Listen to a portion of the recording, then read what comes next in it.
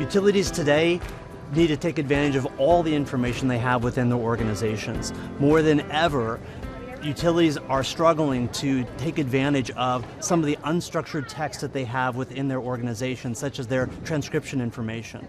Imagine I'm a VP of customer service and customer quality, and I want to understand why people are calling my call center. I want to understand why people aren't moving to the web channel, for example, for interacting with our organization. Well, what I can do is I can actually look at the details of what people are saying during their conversations with our call center reps to really see what I don't understand or what I can't get out of my customer service system. So here, for example, I'm looking at a dashboard that's showing me the core metrics associated with my organization. I can see I've got 500,000 calls into my call center. I can see my average duration at 338 seconds. I can see the average hold and wrap-up times, key metrics for me. I can also see what people are selecting from an IVR perspective and how long each of those individual calls is taking. However, what's still hidden from me is really being able to understand why people are calling the call centers. Here, for example, right in the middle, I can see that a large number of my calls, about 30% of my calls, people are either dialing in and just choosing the main menu, or they're pressing 0 to opt out. I need to get insight into those details. So here I can see that for main menu and opt out, payments and service requests are the two most commonly requested features or capabilities that people are requesting. But underneath that, I can see website. People are calling a lot, asking about our website. Let me drill into that for more detail. So I can highlight here and I can see that 16,000 of those overall calls were focused on making comments about our website. So now I can focus in on website. I can see, again, all the metrics updated on the dashboard to show me how long those type of calls take. I can even see my forecasted call volume of calls specifically about my website. And as I scroll down here to see why people are calling and what they're talking about, I can see that when they call in about the website, they're having problems connecting to the website. I can see they have general questions about the website. They're making comments about being able to make a payment or transferring service. These are some of the issues that they're talking about. I can provide this feedback to my web team so that they could look at making adjustments to our website based on the feedback that we're getting from our customers. If I want to scroll down even further, what I can see here is a comparison of one call center to the next as far as how they're operating with regards to the call center, how many calls are going on hold, and who has better performance than others. But more importantly, as I drill down to look at an individual call, here I can see, for example, a particular transcription. I can see they opted out. I can see the topic of the call overall was regarding our website. And if I click into that individual transcription, it actually launches a brand new screen. And here I can see, in almost like a texting, he said, she said format of what the call center representative said together with the customer, I can see everything with regards to the interaction. And here I can see, for example, right here, temporary password. The person was asking questions about their temporary password.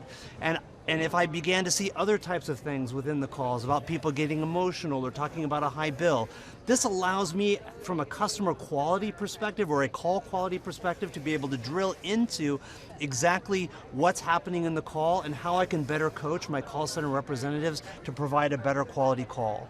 But what is insight without being able to take action?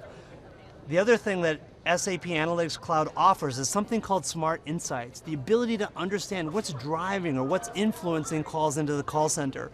Here I can see as a call center rep for call center number 1, for these key exit points of opt-out and main menu, what's influencing the duration of those calls.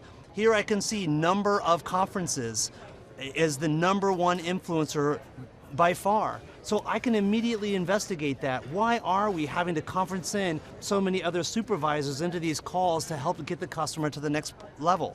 Budget billing, service installation are also very heavy influencers at the duration of a call. If I can dial down, for example, the amount of calls I have around budget billing or service installation, I can really make a huge impact. We're spending a lot of time at the end of calls doing our marketing around product services. So how do I dial that down? How does that work? Here we have a simulation tab that's built for you automatically that based on that influencer algorithm that gets created based on your data, you can see exactly what is influencing the duration of a call. So here on the right-hand side, I'm able to modify those influencers or those differentiators. So here you can see the total duration of calls that we've had in my particular call center for what I've selected.